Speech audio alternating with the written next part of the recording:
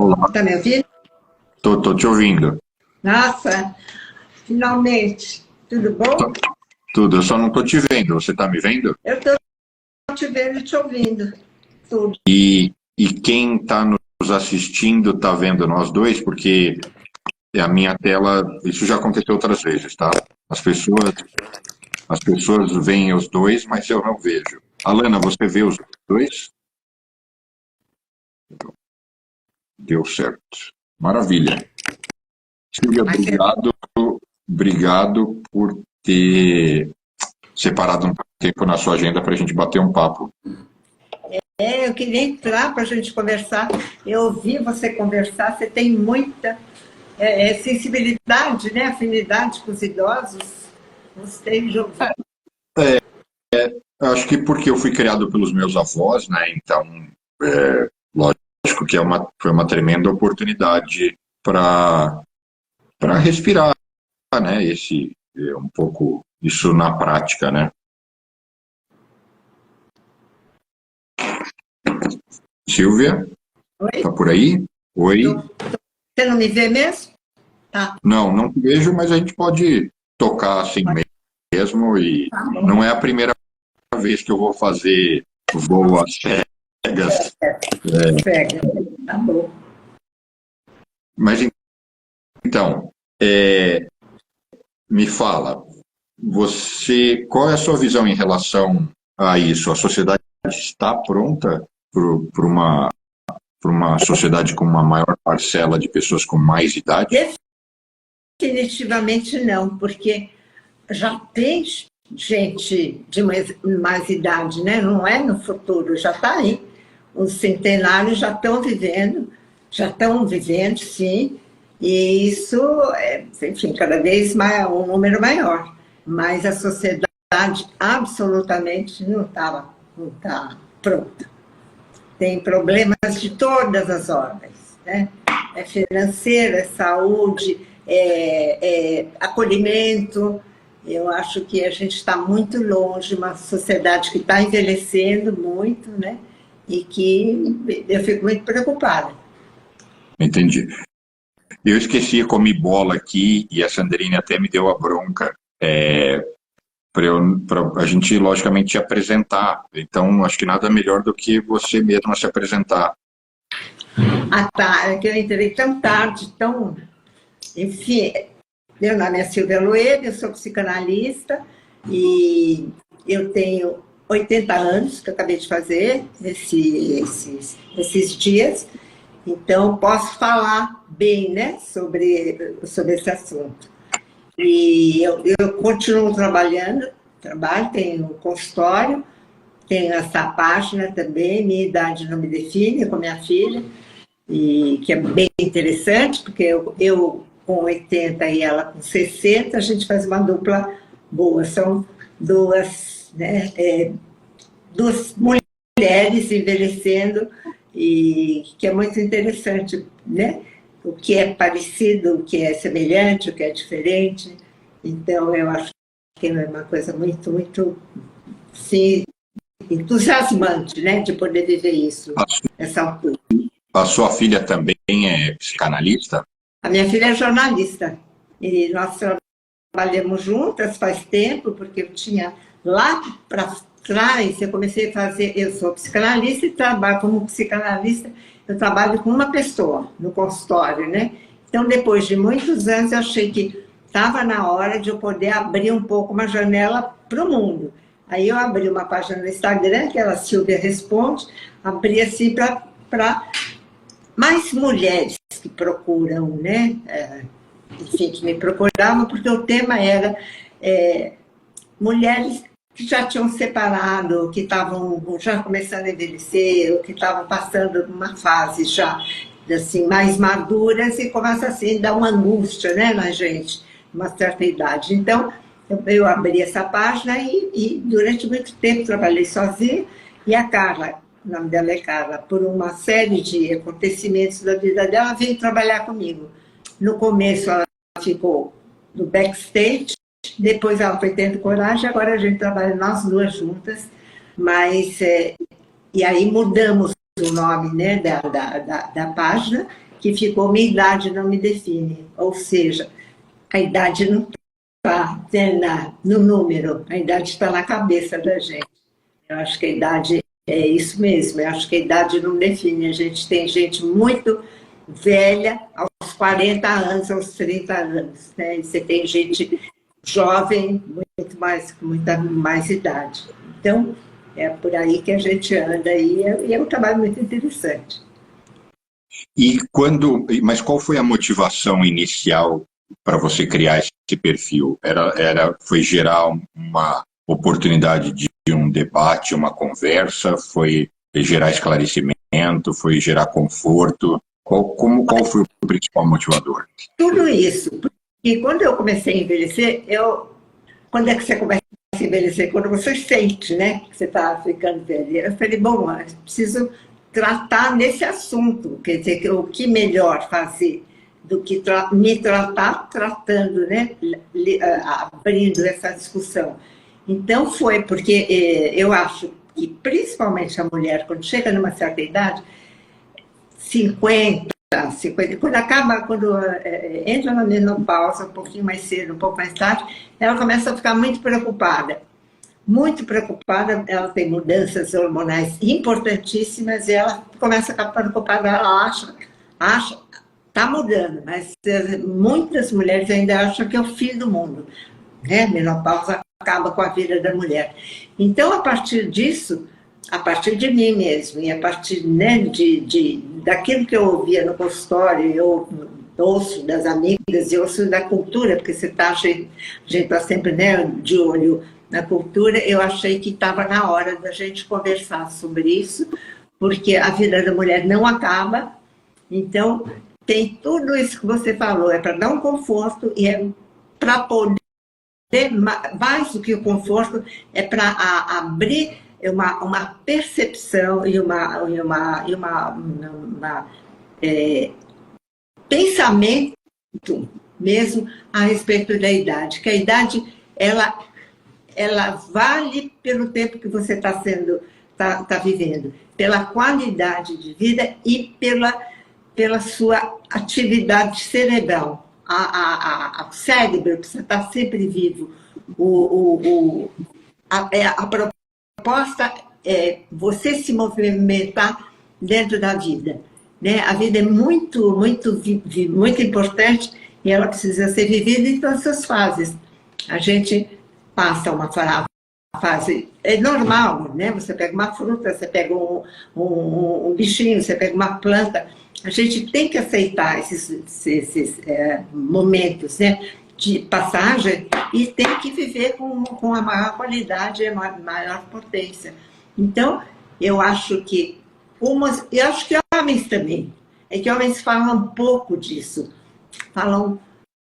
deveriam falar mais, porque o envelhecimento enfim, todos nós envelhecemos, e as mulheres são mais vocais, elas falam, né, elas se queixam mais e elas vão mais atrás de soluções, mas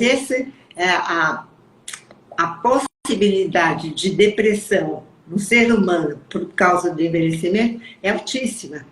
Então, deixa eu te fazer várias perguntas. Eu tenho literalmente muitas perguntas. Primeiro que eu concordo 100% que o que define é a nossa disposição, a nossa cabeça e não o resto, né, em relação à idade. E eu concordo que tem pessoas de 20 anos que parecem, na expressão, né, velhos, e tem a minha avó com 90, era assim, zero velha, super ativa, cabeça ótima. Ela mesma dizia, eu me vejo com o mesmo comportamento de quando eu tinha 40, só que meu corpo não ajuda mais, eu não vou conseguir sair correndo e pedalando porque eu não tenho a mesma estrutura física. Mas aí eu queria conectar e quase que fazer uma consulta aqui. Esse sentimento de que a gente está envelhecendo e que isso em algum grau é incômodo, não pode começar muito antes, porque até os meus, e aí falando como homem, mas talvez isso valha para uma mulher, até os meus 35, ou talvez até os 40, eu falava assim, tudo igual. Depois eu comecei a notar e realmente assim, nossa, eu tô ficando velho. A barba branca, a pele começava a ficar manchas por eu ter tomado, e ó, que eu nunca fiquei fritando no sol, mas eu ter tomado sol, então uma série de manchas, a natação que eu falo, nossa, eu não consigo mais nadar como antes, eu fico bufando, e eu sempre me cuidei, subo escada, parece que o coração vai sair pela boca, então esse sentimento não começa para alguns muito mais cedo? Do que os 40 anos? Não, do que de fato você ter uma idade avançada. A pessoa não precisa esperar chegar aos 80 para falar, nossa, estou começando a ficar, a idade está chegando. Não, começa antes, né? Na mulher, eu acho que o grande ponto mesmo do choque é menopausa. Né? Menopausa que pega a mulher nos 50, 48, 50, que é mais ou menos parecido com a idade que você está falando, um pouquinho mais, um pouquinho menos. Né? Então já começa, já é aquele susto pelas modificações hormonais e tal. Mas sim, acontece, pode acontecer mais cedo. Hoje em dia, eu fico muito preocupada, porque há muitas jovenzinhas, muito jovens, 30 anos, 35, enfim, que já se acham velhas. Então, começa com os procedimentos, assim, muito invasivos, muito cedo. Isso me preocupa muito. Porque, por outro lado, as mulheres também, as mulheres um pouquinho mais velhas, estão ficando maravilhosas. A mulher fica maravilhosa agora, com todos os tratamentos que tem, com hormônios. Só uma mulher lindíssima até 60 e poucos anos. Então, por outro lado, né, tem essas mulheres um pouco mais velhas que já passaram esse susto, o susto da menopausa, e se já passaram, aí vai muito bem. É muito bem, obrigada mesmo.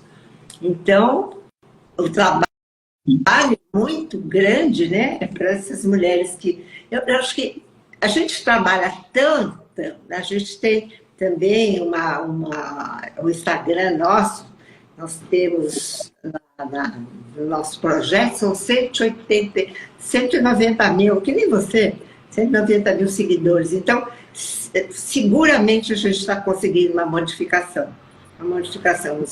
Essas mulheres mais satisfeitas com o corpo, com elas, com a idade. Isso está sendo... E o que gera o incômodo? O que gera o incômodo é a gente descobrir que a gente talvez já tenha atingido, teoricamente, a gente nunca sabe exatamente quanto vai viver, né? Mas a gente imagina, o que assusta é saber que a gente talvez já tenha chegado na metade da vida e que dali para frente, do ponto de vista físico, as coisas a gente vai começar a se deteriorar. O que assusta é o quanto fisicamente a gente vai ficando fragilizado. O que é o que mais assusta? Porque pensando na parte intelectual e no cérebro, ele não sei se eu estou errado e quero te ouvir, mas ele teoricamente é o que envelhece por último, né? Ou seja, não tem porque eu ficar com medo, né? Ou ficar assustado. Médio, eu acho que tem, sim, porque o cérebro também envelhece. O cérebro também é um músculo. Se ele não for trabalhado, como é que você trabalha o cérebro? Fazendo coisas, pensando, fazendo exercícios cerebrais, fazendo jogos, enfim, sendo ativo, né, intelectualmente. Porque o cérebro envelhece. Eu acho que se você não ensinou... A ideia é estar ligado. Se você estiver ligado em interesses na vida, no trabalho, nos outros, o seu cérebro está funcionando. Entende? Eu acho que que tem tanta coisa, é tão complexo. Eu acho o seguinte, essa preocupação que a gente tem com a forma, eu entendo porque eu passei por ela e quando a gente é mais jovem fica desesperado porque está caindo a pele, o cabelo, enfim. Mas, gente, isso depois de um tempo, você passa, você precisa se cuidar, não deixar tudo cair, senão é ruim para a autoestima. Mas o mundo e a vida é muito mais importante do que eu no espelho. Eu no espelho é bom, é legal, só para não ficar deprimida, né? Não ficar com a autoestima baixa. Mas ela não é a coisa mais importante. O mais importante é a saúde. Você precisa ter saúde, sem a menor dúvida, para você poder estar no mundo. Então, é a saúde e é interesse na vida e amigos. E uma relação, uma conexão com pessoas. Então, porque com a conexão com pessoas que te interessam, que você ama e que te amam também, primeiro você se alimenta. Isso é o melhor alimento do mundo. Um jovem sozinho, isolado, não vai estar bem. Não precisa ser velho para ficar, né, para ficar mal, para ficar deprimido. Então, a conexão social é super importante. Você está ligado, você tem um projeto, é super importante. Isso que a gente fica assim, muito preocupado com a forma, se a pele, se o cabelo, se o peito, se a coxa. Bom, tudo bem, mas não é tão fundamental. Fundamental realmente é você ter saúde, você poder correr se você quer, você poder nadar, você poder ter o prazer de tirar roupa, né? Porque a gente também não tira roupa se tiver uma gordurinha a mais. Mas sim, sabe? Isso aqui são pequenos detalhes muito neuróticos que tem a ver também, lógico, com o social. O nosso social, os Estados Unidos, muitíssimo, né? É tudo muito lindo, tudo maravilhoso, aqueles corpos assim extremamente bombados. Então, isso é uma pressão social muito grande. Tem lá, tem aqui. Na Europa é menos. Na Europa é muito mais interessante desse ponto de vista. As mulheres podem ficar velhas, os homens também podem ficar velhos, e não perdem a beleza, né? A beleza não está só nessa forma espetacular que os americanos têm e que os brasileiros, a gente copia tudo dos Estados Unidos, então... né? Então fica aquele desespero. Mas, sinceramente, eu estou falando por mim, né? Uma experiência de vida, né? Passei isso tudo, eu sei disso e estou nos 80 anos, sim, super ligada à vida. E a vida que me dá muito prazer, põe meu biquíni não põe, mas manga curta, enfim, sai por aí e muito bem, não faz mal que eu não estou aquela maravilha que eu fui que eu achava que era quando mocinha. Porque o que vale é assim o interesse que eu tenho na vida, e nas pessoas, e no trabalho. Você precisa ter um projeto de vida. Porque se você ficar só olhando, né, a pele, o cabelo, o músculo e tal, vai deprimir. Porque isso cai, não tem jeito. Pode se cortar 1000 vezes, enfiar o que você quiser na cara, acaba caindo, né? Porque é assim que é. Então, e aí ó, o ponto não seria, então, as pessoas desenvolverem a consciência de que elas têm que aprender a encarar isso e entender que não tem nada de ruim ou errado, e que, como tudo na vida, a gente teve a nossa juventude, onde a gente era, por ser jovem, em melhor forma, a pele mais firme, etc., e que isso vai mudando, e que isso não é para ser encarado como algo ruim, então, e consequentemente não te fazer mal. Olha, você está falando uma coisa muito importante, Bruno. A gente tem que fazer determinadas renúncias. A gente não é mais o que era. Eu não sou mais jovem, eu não sou mais o que eu era. Eu não tenho o poder que eu tinha. Eu não posso tudo o que eu podia. Né? Isso é um processo mesmo de amadurecimento, porque eu noto que muitos jovens, né, muito adiantados na idade, mantêm ainda digamos, aquela disposição infantil, é um jeito muito infantil de achar que ainda são os mesmos. mesmos. Não somos mais. Então, você chega assim, às vezes você encontra adultos muito inconvenientes, mulheres que já estão numa certa idade e que ainda querem fazer mãe de mocinha. Um homem que já é um senhor, e os homens mais velhos envelhecem do jeito mais bonito que as mulheres, mas ainda com uma cabeça assim, não podendo renunciar àquela imagem que eles e elas tinham quando eram jovens. Então, temos que fazer algumas renúncias.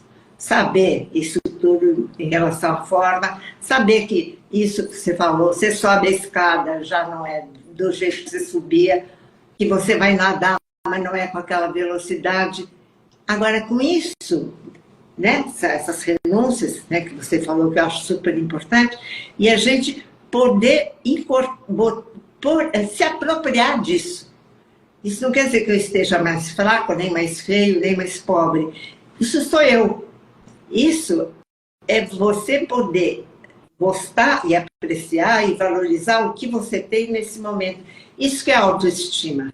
Autoestima é você ir levando toda a experiência da sua vida com uma coisa sua, própria. O que você vive, por mais que você conte para mim, eu não vou saber nunca. Vice-versa, porque a sua experiência é muito própria. Claro que a gente tenta se comunicar, eu falo de mim, você fala de você, a gente tenta o tempo inteiro se comunicar, mas a experiência de cada um é única, e você sabe, né, melhor que ninguém, da sua vida, da sua experiência. Isso tem muito valor, e se você dá valor para a sua vida, a sua forma, o seu formato, na medida que você vai indo, né, caminhando, e você se apropria disso. Isso que é autoestima. Você não procurar ser quem você não é. Não procurar uma forma externa. Você tem um modo seu, muito próprio de si.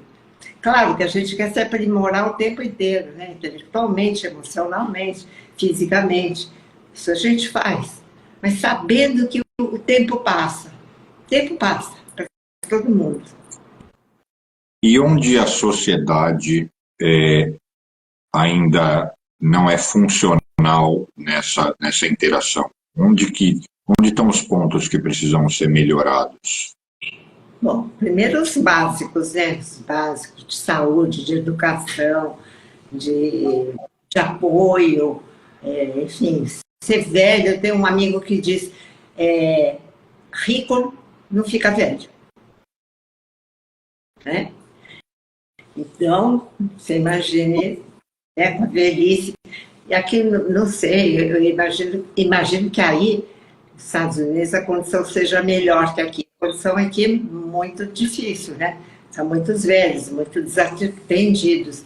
Eu acho que o Estado, né, enfim, faz muito pouco. Está fazendo, mas muito pouco ainda. O Brasil é imenso, né? O Brasil é muito grande, né? Então, em lugares assim, que a gente não consegue chegar. Agora, eu falo como psicanalista, eu acho que tem muita coisa a ser feita, né? Porque antigamente, no tempo do Freud não atendia pacientes com 50 anos. Por quê? Ele achava que não tinha mais jeito. Olha aqui, isso no começo do século. Eu atendo pessoas, né? E eu faço terapia ainda. Então, isso não existe mais. Eu acho que a gente sempre pode, né, tá funcionando. E os velhos têm dificuldades muito grandes. É isso que a gente estava falando. Essas perdas, são muitas perdas que a gente tem. Eu estou falando dessa energia e tal, mas estou sabendo das perdas, né? A perda física, a perda de aparência, a perda funcional. E com isso, a gente vai ficando velho, vai ficando muito fragilizado. Então, ele tem que ser atendido, né? Tem que ser atendido em todos os aspectos de depressão, em geral ficam deprimidos. A depressão tem a ver muitíssimo, não só com a forma, isso que você disse, né? A forma decai, se o velho não muda, não vira a chave, a coisa vai muito mal. Mas, enfim, dá para fazer um tratamento, dá para tratar, faz uma terapia. É fundamental, né, que o velho... Bom, depende do que se chama velha, também depende, né? Uma mulher de 50 anos pode achar velha e vem com essa conversa. Agora, a velhice, ela é muito, muito difícil de definir, porque a velhice tem a ver de como você se sente e como você é visto. A Simone de Beauvoir fala uma coisa assim incrível. Ela fala assim, as palavras dela, eu quando me olho no espelho, eu levo um susto, mas eu não quero ver aquilo que eu vejo, eu nego. Mas quem me vê, mostra quem eu sou. Porque a pessoa que me vê vai assustar, porque eu me assustei. E então eu vejo a minha idade no olhar da outra pessoa. Então, o velho, a gente não se vê como velho, não quer se ver como velho. Então, o velho é sempre o outro.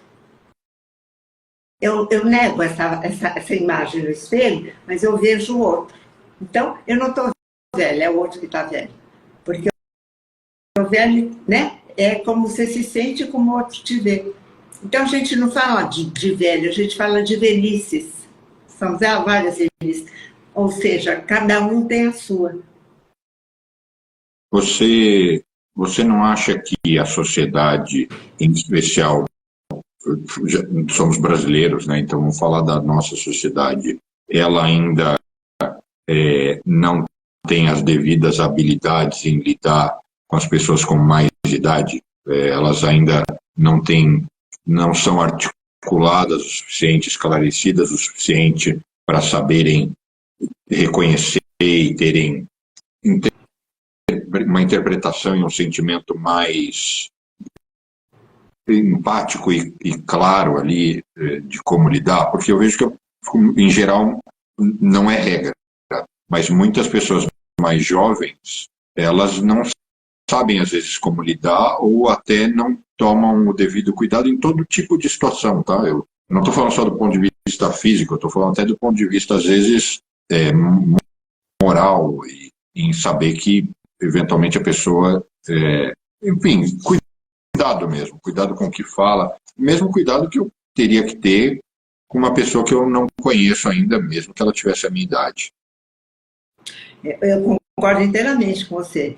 Fora, tem uma coisa, tem um preconceito, né, contra ele. Preconceito assim enorme. E um descuido, parece. Eu fico espantada quando eu vejo isso que você está falando. Parece que as pessoas não vão ficar velhas. O velho é o outro. O velho é aquele que está na frente, que anda devagar, que atrapalha, que guia devagar, guia de uma forma assim. Eu acho que, de forma geral, aqui no Brasil, que eu noto, bom, não sei, o Brasil é muito grande, mas o que eu noto assim, nas minhas andanças é que as pessoas são muito mal educadas, extremamente mal educadas. Então, essa coisa do velho, da educação, da gentileza, de dar lugar no ônibus, ninguém dá lugar no ônibus, ninguém. No ônibus, no metrô, né? Eu andava de metrô para cima e para baixo, lá antes da pandemia. Enfim, importa, que tem gente mais velha, dificilmente uma pessoa se levanta. Então, isso, Brasil, né, é um povo muito gentil. Agora, em São Paulo, porque eu vivo em São Paulo acho que as pessoas estão muito estressadas. Agora, você vai para o interior, é diferente. Eu acho que, né, o interior tem mais uma coisa mais afetiva. Mas eu concordo com você, tem uma coisa muito mal educada e muito, né, o velho incomoda. O velho incomoda. E o velho incomoda não só assim na rua, né, na feira, enfim, mas mesmo assim em ambientes um pouco melhores. Eu acho que o velho, eu percebo o etarismo, né, pessoa mais velha, tá meio assim, saiu do caminho, digamos assim. Já são coisas assim que estão de lado, né? E agora, então, eu acho que é uma falta, né, de cultura. Eu acho que isso deveria ser. Eu acho que agora enfim, toda uma preocupação, né, de educação nas casas, de educação, educação, né, nos lares, educação nas escolas a respeito disso, porque é uma coisa sem a menor dúvida, todo mundo vai ficar velho. E estamos ficando velhos, né? Quer dizer, está uma sociedade que está envelhecendo, o que é muito preocupante, tanto do ponto de vista financeiro, econômico e humano, e no cotidiano mesmo. E existe distinção?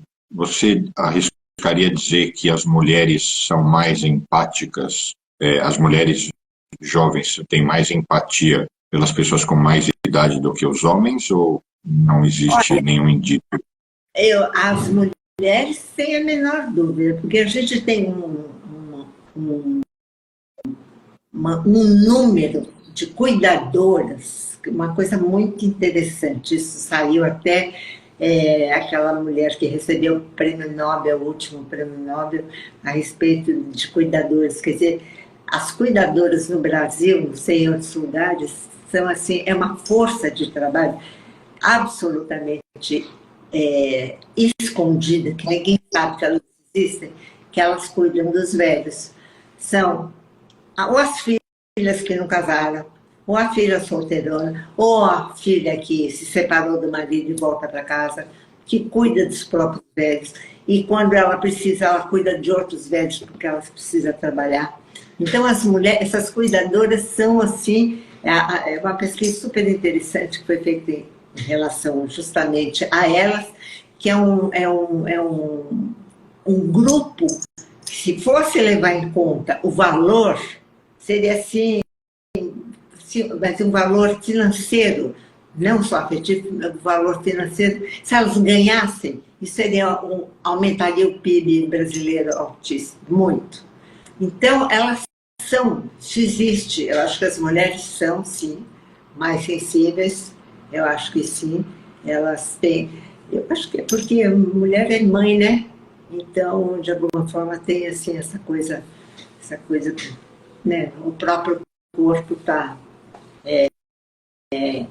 possibilita, né, essa tendência, mas fora o corpo, fora isso, eu acho que a necessidade, né, em famílias, né, com menos possibilidade econômica, elas são assim de grande uso, de grande, né, enfim, de grande importância. E você vê, hoje está também diminuindo, mas o número, mas enfermeiras também, o número delas é muito maior, né, do que homens, enfermeiros. Então, no seu consultório, você atende clientes com diferentes demandas, ou de alguma forma você foca nesse trabalho de ajudar as pessoas a envelhecerem do ponto de vista psicológico de uma maneira mais confortável? Olha, eu tenho pacientes de todas as idades, né? Então, eu acho que quando você fala em psicanálise, não tem muito conforto, porque a pessoa que... É a gestão do desconforto, né? Porque a psicanálise, exatamente, é um mergulho, né, em si, no seu próprio, coisas muito escondidas, no seu próprio inconsciente, e o que a gente acha lá são coisas que a gente não gosta. Essas coisas que eu estou falando, elas não são horríveis, mas a gente não gosta de ver, a gente acha horrível. Então, não é um desconforto. Eu acho que a análise é um trabalho. E eu respeito muito pessoas, né, que fazem mesmo análise, que eu já fiz e faço, né, continuo, quando precisa, vou lá falar com o meu analista. Eu acho que é um trabalho de respeito, porque a pessoa, né, tem que entrar em contato com suas próprias, enfim, fantasmas. Então, não é nesse sentido de conforto, mas é no sentido de desamarrar nós, porque nós, né? O nós é engraçado, nós temos vários nós, né? Sim. E se você consegue trabalhar e desamarrar, eu acho que você respira melhor. Eu acho que depois de uma análise bem feita, eu acho que a pessoa está mais apta, mais aberta para poder viver a vida dela de uma forma melhor. Porque a neurose é horrível. Puxa a pessoa para trás, amarra no mesmo lugar, faz com que ela repita os mesmos erros. Porque errar, a gente erra. Não tem importância. Mas tem que errar diferente, né? Erro hoje, então eu aprendi isso, faço outro erro, tudo bem, mas eu aprendo e não repito. A neurose é que nem um carro, uma roda na areia, fica lá, não consegue, vira no mesmo lugar. Então, eu acho que uma análise consegue, se conseguir tirar você dessa repetição, eu acho que é um ganho. Muito bom. Quando a gente falou do que a sociedade hoje ainda não é funcional em relação a lidar com isso, você comentou que a primeira coisa, você não ordenou dessa forma, né? Mas a gente acabou mencionando que, de fato, os menos privilegiados acabam tendo um envelhecimento mais sofrido, porque eles acabam tendo menos recursos. E eu entendi que se que tem uma falha, um disfuncional aí na sociedade, é a consciência dos mais jovens de que não só eles vão envelhecer, mas de que eles precisam ter mais empatia em relação a essas coisas pequenas, né? De eventualmente um senhor com mais idade, ele de fato vai dirigir, até porque o reflexo mudou de uma maneira mais... Eu já dirijo muito mais lento com 44 do que quando eu tinha 20. Eu já nado mais lento. E daqui 20 anos eu vou nadar mais lento ainda e vou fazer compras no supermercado, logicamente com menos vitalidade. Então, eu entendi que respeitar a consciência da importância de se respeitar isso foi uma outra dica. E aí eu queria emendar e contar um episódio que eu vivi.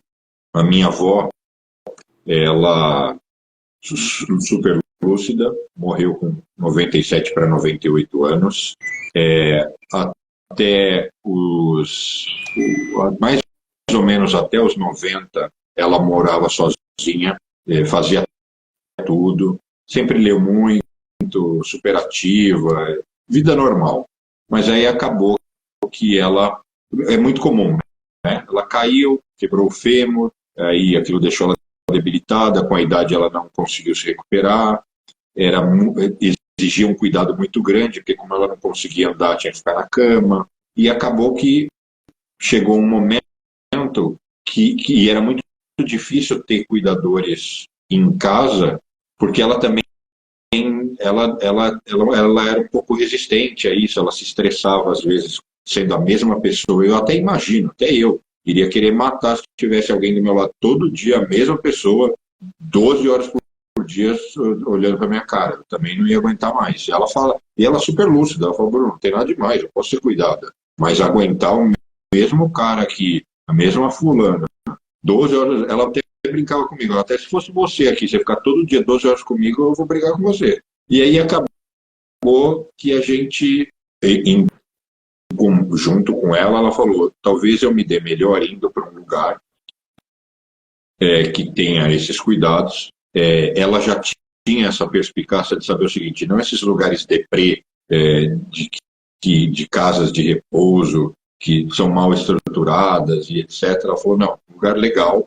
E aí a gente escolheu junto com ela um lugar legal e ela foi. E ela passou a ter amigos, embora ela não pudesse caminhar. Lá eles tinham um cuidado maior, eles tinham uma diversidade de profissionais maior, então tinham desde nutricionista, isso e aquilo, fisioterapeuta e tal.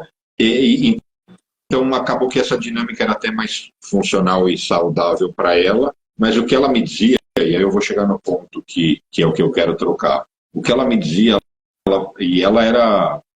Minha avó não tinha aberta assim para conversar de tudo, de qualquer jeito. Eu sempre falei muito palavrão, ela sempre me deu uma bronca, mas ela não é aquela pessoa que fala, oh, meu Deus, você está falando palavrão. É uma pessoa normal, igual eu falar com uma pessoa de 40 anos normal. E aí ela falava, não com essas palavras, mas é a minha tradução, ela dizia assim, Bruno, está tudo certo. A única coisa que é foda, e que, lógico, ela não usava a palavra foda, mas que, do ponto de vista emocional, é pesado, é que eu estou aqui junto com um monte de senhores, alguns um pouco mais jovens em melhores ou não condições de saúde, outros um pouco mais velhos, mas o que mais pesa é essa dinâmica e esse ambiente de ver que eu sei que eu estou no fim, mas de ver que eu só estou contando os dias e de ver tanta gente, isso não precisa ficar assim e ser jogado na minha cara. Então ela falou, isso é o que pesa. E eu falava, você quer sair, quer voltar, quer morar comigo? Ela dizia, não, que eu ainda assim acho que é melhor aqui, mas isso é o que me incomoda. Eu não sei nem se é muito delicado, sensível ou até pesado eu trazer essa colocação dela, mas aquilo me marcou muito e a gente conversava muito sobre isso. Acabou que ela lidou bem com isso, mas era o que não era fácil para ela. Eu acho que, pelo menos nos filmes americanos, tem essas comunidades assim, maravilhosas, bem cuidadas, caríssimas, né? Nos filmes. Aqui tem lugares muito, muito caros, que são lugares assim mais, digamos, cuidados no sentido que são, como eu falei, rico não é pobre, né? Enfim, é uma outra, enfim, tipo de pessoa de cuidado e de lugares mais afastados. Eu tive a oportunidade de ir nesses lugares menos, menos alto nível, e é muito deprimente mesmo. É umas 8, 10 velhos que estão ali numa situação horrorosa mesmo, né? Que são casas de repouso, mas que a pessoa que está lá dentro se sente muito mal. Agora, o que eu acho muito interessante, que isso já está acontecendo, são pequenos, digamos, pessoas que moram no mesmo digamos, não no mesmo ambiente, mas assim, são algumas casas, né? São pessoas que se juntam pela vizinhança. Então tem uma empregada minha que mora, né, junto com a família, porque é primo e mora, que tem amigos. Quer dizer, eu acho que é uma solução super interessante, que também precisa de dinheiro, precisaria ter um outro tipo de investimento de dinheiro, né? Eu acho que saúde pública, no sentido de propiciar um outro tipo de vivência, né, para pessoas velhas, não no sentido de um asilo, que lá está esperando a morte, que a pessoa lá está só esperando morrer, mas um lugar onde elas de fato possam vir, que tenha seu jardim, a sua casa, né, os seus vizinhos, enfim, seriam até em vilas, né? Eu acho que tem algumas vilas super interessantes, normais, naturais, das pessoas, que eu acho que essa seria a solução ideal.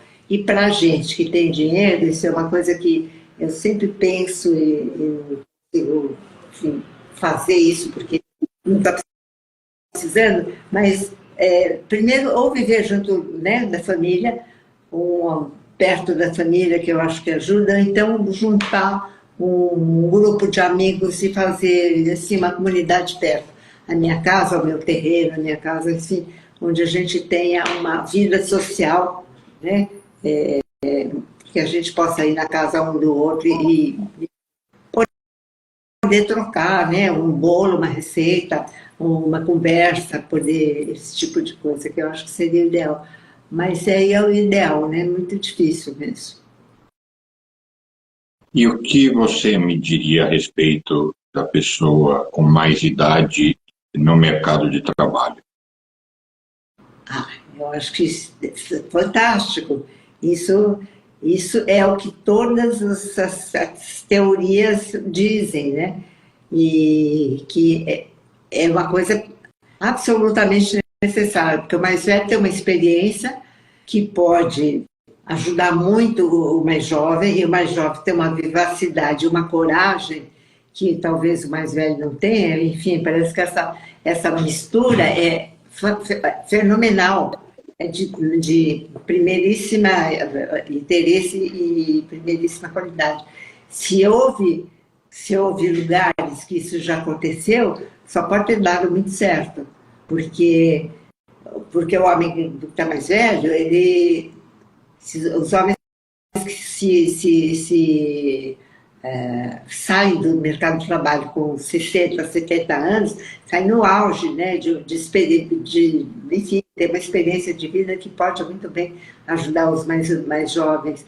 Então, essa mistura entre jovens e velhos é fenomenal, não só no trabalho, como na vida, né? Eu ter gente jovem ao meu lado é extremamente importante, esforciante para mim, me faz bem, minhas netas me fazem bem, eu faço bem às minhas netas. Eu acho que essa coisa, né, essa mistura, né, de gêneros, inclusive, de gerações, é fundamental para todos. Você acha que as diferentes gerações, as últimas gerações, encaram o envelhecimento de forma diferente? Acho que ainda não. Acho que ainda. Acha que, de forma geral, então, as facilidades e dificuldades emocionais, psicológicas, são as mesmas? Eu acho, eu não sei quem tem isso que você falou, né? Essa experiência que você teve com a sua avó, quem tem idosos na família, que não maltratam idosos, né? Porque o nível de maltrato na pandemia, isso a gente viu muito, uma coisa assim pavorosa, né? Netos maltratando os avós, foi uma coisa muito, muito feia, né? Parecia uma coisa que a gente não sabia, ficou sabendo. Então, isso acontece também, infelizmente isso acontece. Então, mas também acontecem outras coisas, né? Que netos gostam de seus avós, que avós, gente mais velha na família ajuda, enfim, a mostrar que pode ser uma convivência amorosa fundamental. Eu acho que bons avós é uma coisa insubstituível, né? Você ter uma boa avó é uma coisa que, uma boa avó, um bom avô é uma coisa que fenomenal. Sem dúvida. Eu recebi, eu recebi aqui algumas perguntas e eu notei que praticamente a gente, durante a conversa de forma espontânea, a gente respondeu todas elas. Eu vou ler algumas. O que inspirou criar o movimento Minha Idade Não Me Define, você contou isso. Na sua experiência, quais são os estigmas mais comuns associados ao envelhecimento? Você contou isso também. Como a sociedade pode promover uma cultura mais inclusiva? Eu entendi que você também trouxe essa resposta. A importância da autoestima e do autoconhecimento na vida do idoso, de como ele pode se fortalecer em relação a esses aspectos, eu entendi que você também abordou. Você acha que tem alguma coisa que a gente bacana e importante que a gente deixou de falar? Uma mensagem que a gente não poderia deixar de mencionar aqui nessa noite? Eu gostaria de falar da autoestima, porque ela serve para a gente de toda a idade, porque a queixa, né, é muito grande. As pessoas dizem, bom, eu sei que precisa ter autoestima, como é que eu faço? Eu acho o seguinte, independente da sua idade, o que você vive, você está com 30, 40, 50, 60, você teve filhos ou não teve, se casou ou não casou, se separou ou não, enfim, tudo que você viveu é a sua vida. Isso que tem que ser valorizado. O que é ruim, você transforma, joga fora, pelo menos entende, saber. Eu acho que a gente precisa se apropriar da nossa vida, porque, como eu falei, cada vida é de cada um. Você é a sua vida. Você se apropria daquilo, você vai criando assim, um respeito por aquilo que você viveu. Mesmo que tenha feito as maiores besteiras, aí você conserta, mas é a sua vida, é a sua experiência, que eu acho que é única, ninguém pode fazer por você, e você tem que valorizar isso, porque isso é que te dá autoestima, é o peso, assim, te dá um lastro. É a minha vida, é o que eu posso, como der, mas é a minha vida. Então, eu acho que isso dá uma autoestima, né? Você tem, assim, se apropria daquilo que é seu.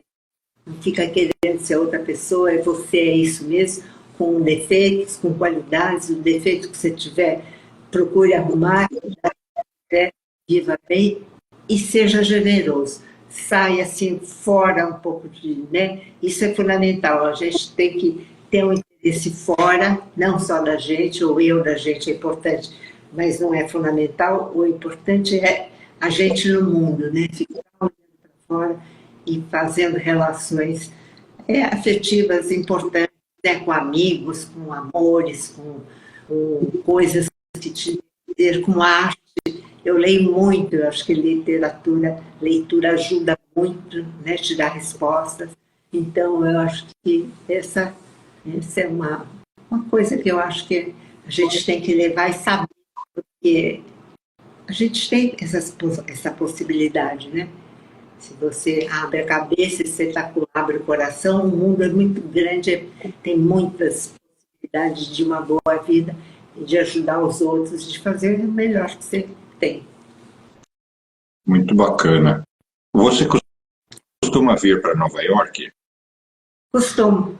Porque eu queria fazer aqui alguns convites. O primeiro, que vai ser um prazer a gente poder conversar mais vezes, seja online, mas o convite é que eu gravo aqui um videocast num estúdio na Times Square.